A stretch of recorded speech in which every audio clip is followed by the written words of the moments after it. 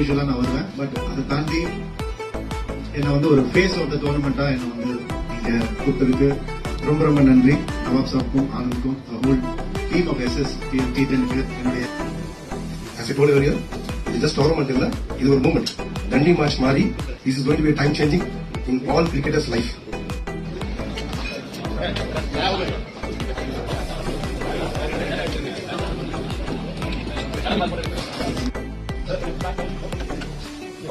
để không bỏ lỡ những video hấp dẫn.